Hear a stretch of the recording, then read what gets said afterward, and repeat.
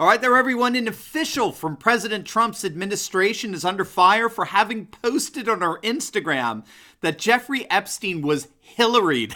That's what we'll be talking about on today's video. We'll also be talking about why the mainstream media has no one else to blame but themselves for just such a reaction. But first, I'm excited to announce our first ever nationalist populist book bundle, where you can get all my books detailing the awesome and extraordinary rise of nationalist populism all over the world, a rise that will one day completely defeat these left-wing lunatics for good. So we're talking my book, The Return of Christendom, The New Nationalism, Triumph of Tradition, President Trump and Our Post-Secular Future. You're getting a glare there, huh? And Uprising, how the Yellow Vest protesters have begun changing the globalist world order. Now, you can get all 5 of these books, which are together around $70 worth of books. You can get them together now for a single low price of $42.97. You save $25. But act now. It's a limited time offer. Click on the link below and enjoy this nationalist populist book bundle and savor the rise of a new conservative age. All right, so the media is having a total meltdown today over the fact that one of President Trump's officials accused the Clintons of taking out Jeffrey Epstein. Lynn Patton, who's the regional administrator over at the Department of Housing and Urban Development, she posted on her Instagram that Epstein was, in her words, Hillaried, and she further added the hashtag Vince Foster Part 2. Now, if you don't know Vince Foster, he was the White House special counsel under the Clinton administration. He was also found dead from an apparent suicide. It's well known the Clintons have a rather extensive body trail of people close to them. Yeah. Do you know the Babylon Bee? It's a hilarious satire site, the Babylon Bee. They're so good. They're so funny. They just had the headline here, I actually posted it on our community. CDC reports, that's the Center for Disease and Control, the CDC reports that people with dirt on the Clintons have an 843% greater risk of suicide. The CDC reports that people with dirt on the Clintons have a significantly greater risk of suicide. I mean, I'm sorry, you just can't top that. It's so good. They're so funny. Babylon Bee. Look. Here's the problem for the mainstream media, okay? Regardless of what your views are with regard to this whole situation, particularly this whole situation with Epstein, we'll find out, well, more and more will come out. The problem for the mainstream media, as I see it, is twofold, okay? Number one, all right? No one, and I literally mean no one believes that Epstein killed himself, okay? No one believes it. Now, I know it's being reported that way with a straight face. I know the official story continues to get peddled out there. But make no mistake, the ones peddling this stuff don't even believe it, okay? How can you believe that a man who catered to the who's who of our international globalist elite by flying them to his own private island that turned out to be the center of sex trafficking ring that involved an untold number of young teenage girls, right? Okay, this guy was the central witness, the key witness, the ringleader of a major international pedophilia ring involving some of the top figures in our global political, economic, and yes, royal elite, who was under 24/7 suicide watch in a maximum security prison, and he just happens to be found having bumped himself off. Remember, he was already singing, right? He was already giving names, dates, locations, happenings of all these elites. It's not like he took his cyanide pill the moment he got caught. He was ready to sing. He was ready to tell. As I understand it, already was telling. And then we're told, oh, oops, sorry. We took him off suicide watch for reasons we really can't explain. And he used that quick opportunity to successfully do himself in. No one believes it, okay? It's just that simple. And so that's the first thing. The story itself, the official story as it's being put out there, doesn't make any sense. But there's a second thing that the mainstream media has to come to terms with in all this. And that's the fact that they are the ones who have mainstreamed conspiracy theories. Okay? Just think of how we were treated to 2 years of 24/7 coverage from the likes of CNN and MSNBC regarding the links between Trump and Russia.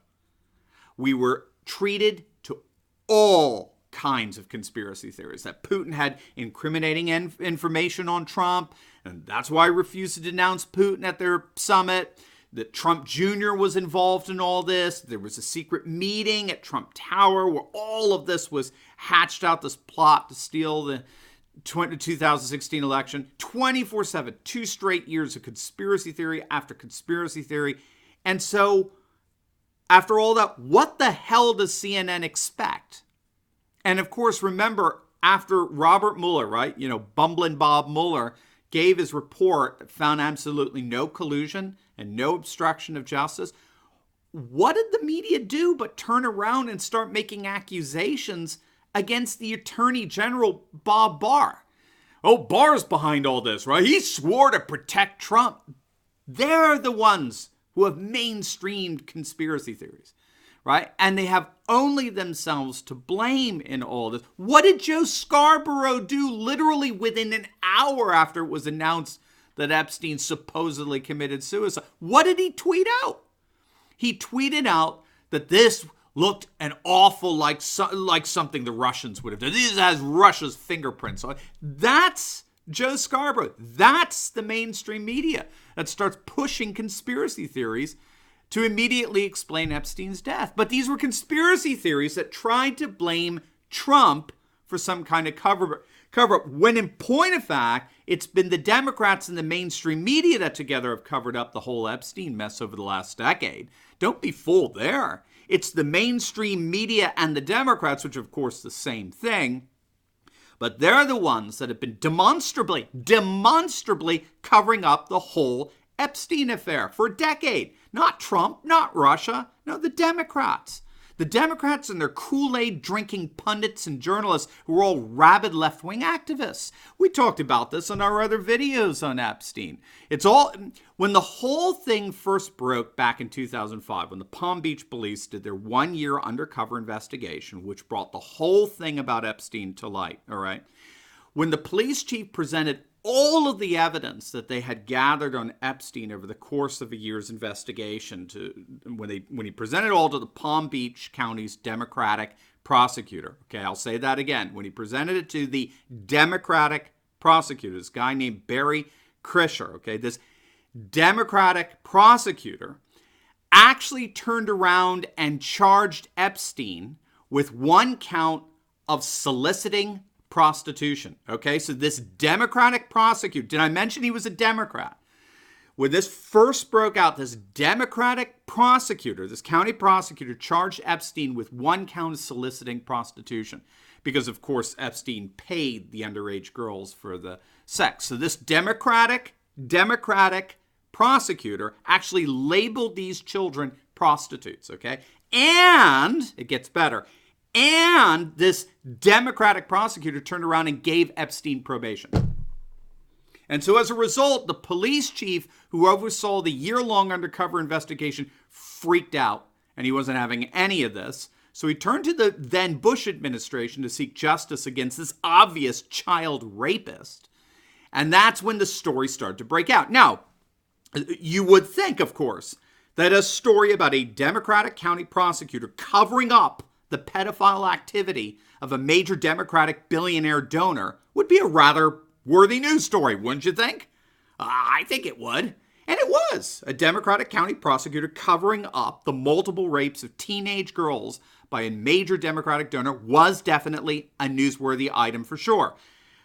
Well, it was for the British press, and it was for the local Florida media and Fox News.